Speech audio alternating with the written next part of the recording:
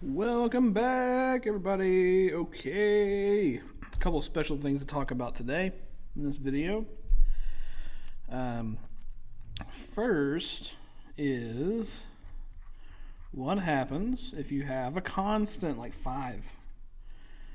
If we have 5, what is the derivative of 5? Well, before we jump into the calculation, let's see what 5 looks like, yeah? So 1, 2, 3, 4, and 5, right? And, you know, this thing looks like this. It's 5 everywhere, yeah? So it's just a straight horizontal line at 5 like that. And the question is, without doing any crazy math, the question is, what's the slope? Let's think about 2 points here. Notice that the y values are the same. And also notice we're not going up or down at all.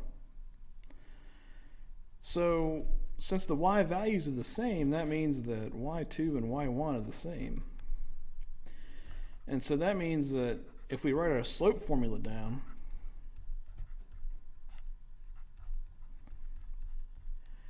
if y2 and y1 are the same, I can replace one for the other.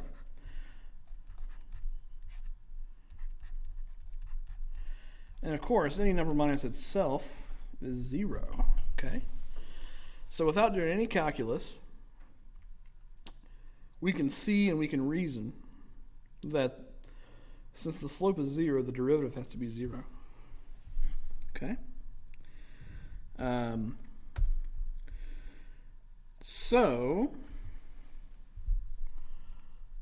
there's that, first of all.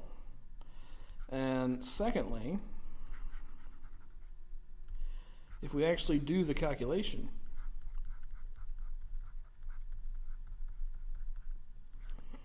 we'll get the same result, or at least we should. Notice that, you know, f of x plus h is the same value no matter what. It's always 5, right? So f of x is 5, f of x plus h is 5.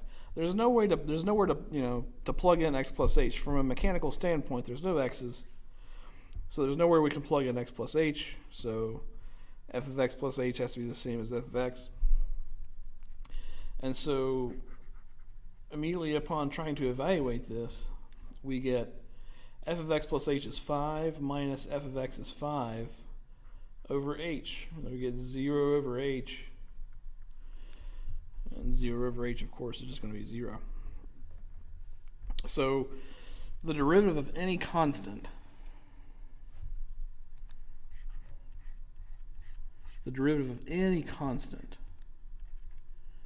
is 0. Okay? Because any constant is a horizontal line. Every horizontal line does not move up or down at all. And so the slope of a horizontal line is always 0. So the derivative, or the rate of change of a horizontal line, is going to be 0. I think we'll call it for that one.